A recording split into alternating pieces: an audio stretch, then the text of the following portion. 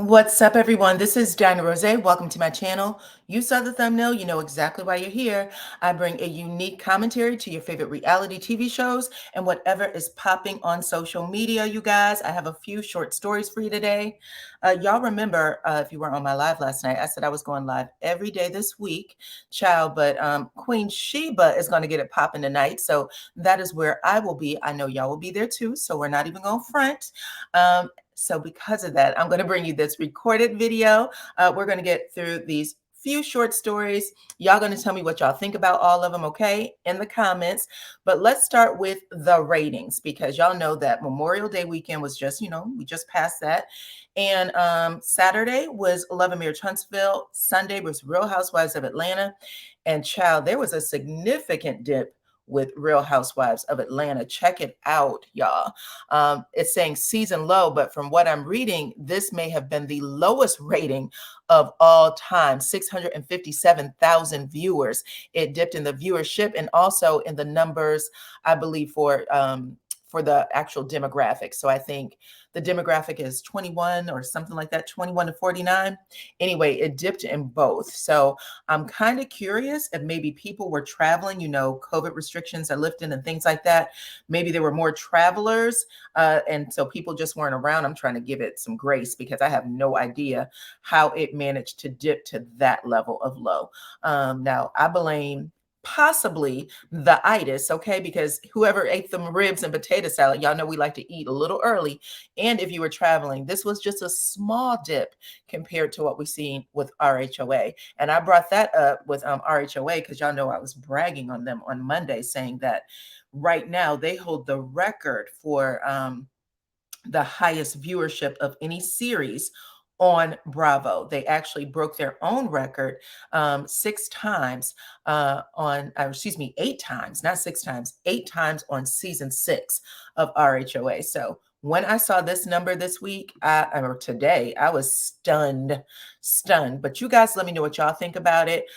Martell wasn't even on this episode, right? He wasn't even on this episode. I think we were also missing Candy and maybe one other player this Saturday, or excuse me, this Sunday. So maybe that contributed to it. Not sure, but y'all can let me know what y'all think about it in the comments, okay? Also, y'all, let me see if I can pull up a picture for y'all. Hold on one second, because I talked about this not too long ago, too. We were talking about Nene Leakes and her boyfriend. And I said to you guys that I was kind of curious whether or not things were okay over there, because Nene was posting a bunch of things about narcissists. And so I was kind of like, well, dang, what is going on? Is everything okay, right? Well, y'all, it looks like it is. I told you that he was on some sort of trip with Nene's son, Brett. And so I was like, it looks like things are good between him and Brett. I know Brett wouldn't, keep hanging out if Nene's running around calling him a narcissist. But some of you were curious. That's the only reason why I brought it up in the first place. But let me put up this photo real quick so that y'all can see that things are okay in Neneville. This was just the other day, 3 days ago, right there. So you see him in his white suit, like he is headed to the safari, got on his little safari jacket, and Nene's sitting there looking amazing. So these two are still together. Y'all can let me know what y'all think, because I did have a lot of comments with people saying, that maybe things weren't okay. And, since she had gotten into that relationship pretty quickly after Greg had passed. But, sometimes when you get older, you kind of know what you want. You know what I'm saying? I know that people like to see you wait it out before you move on, but sometimes you just know. Sometimes you just know. I'm not going to put it past anybody. As you get older, you realize that time is slipping pretty quickly. And so you start making some choices, okay? You usually know what you want by the end. So hopefully you do. Now let's look at this, y'all. These two. Now I can't help but to think of Nene Leakes saying the ghetto, woo child, the ghetto, okay? Because these two are into it. 2 stories came out about Kroy and Kim. The first one being that Kroy called the cops on Kimberly not too long ago. They're saying May 2nd, around 10:30 p.m. The cops were called by Kroy to their home. Now, this is supposed to be a nice little community, okay? But they done turned it into something else. See how you eat your words?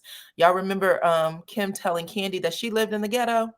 Well, anyway, police were called. They initially thought they were responding, excuse me, to a domestic violence incident. However, both Kroy and Kim confirmed that nothing physical had taken place.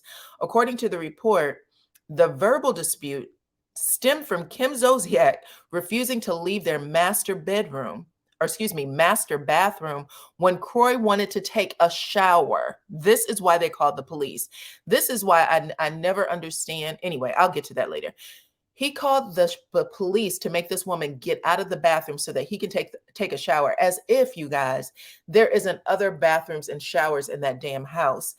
What a waste of police time. But anyway, Kim, on the other hand, is telling a very different story. According to the former RHOA star, Kroy began shouting at her, telling her to leave while she was on the phone. Kim claimed that he was standing in the doorway blocking her so that she could not leave. And then she also accused him of chest bumping her, which, okay, that sounds like something else, right, you guys? Y'all can let me know. No, we know who. I'm just saying, putting it out there. This is what she's telling the police, even though at the beginning of this sentence, I told you that they both said no physical harm had been done. Somewhere along the way, she makes a complaint that he did chest bump her. She was advised to call the police if any other offenses happened or occurred. And then it was also stated that she was asked to go to a neighbor's house if another dispute took place. So they're basically saying, if you're telling us, something may have happened with your safety, we want to make sure that you leave this house. Kim, however, told the authorities that she didn't want to get outside parties involved, like the neighbors.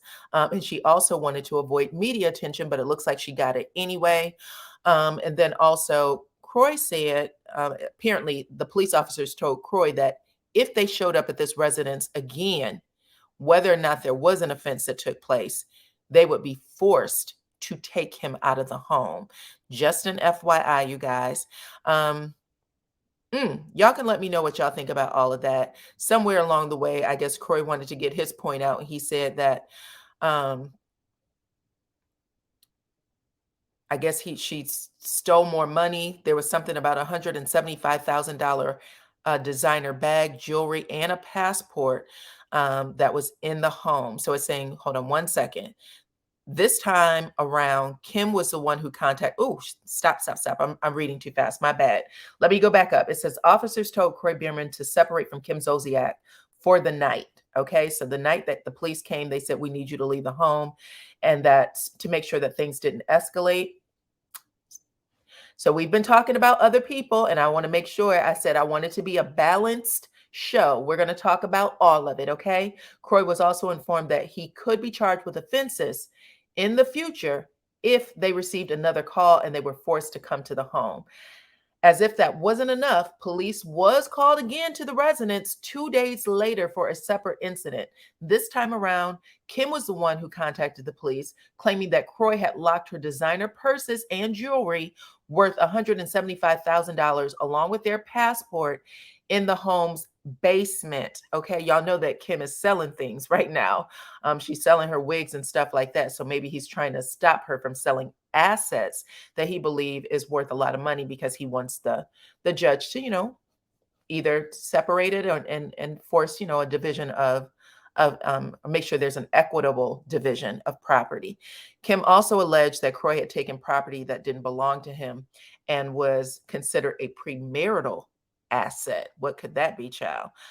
Kroy responding to the officer that the items were marital property and that Kim has a gambling problem and loses a large sum of money. So that's what he was saying. He said, listen, I'm going to take this stuff. I'm going to put it away in the safe until a judge makes some sort of decision on it because this woman gambles all the time.